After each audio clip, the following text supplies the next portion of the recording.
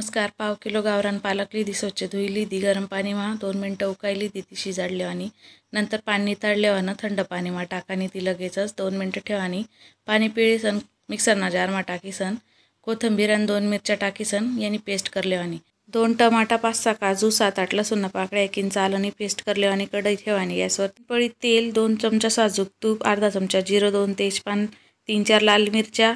तुकडा करीसन टाकाना 3-4 मिऱ्या 2 लवंग टाकीसन परताई लेवाना 2 कांदा बारीक कापीसन त्या परताई लेवाना आता टोमॅटोनी पेस्ट टाकानी थोडंसं मीठ टाकाना चवपुरता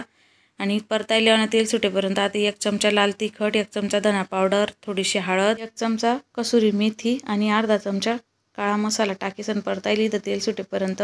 पालकनी प्युरी टाकी अर्धा ग्लास पाणी टाकीसन 7-8 मिनिट शिजाड लेवाना आता 200 ग्राम पनीर लेवाना त्यांना तुकडा कर लेवाना त्या टाकी लेवाना मिक्स कराना झाकण ठेसन 5 मिनिट शिजू देवानी आपली गरमागरम पालक पनीर तयार. ते सबस्क्राइब करा.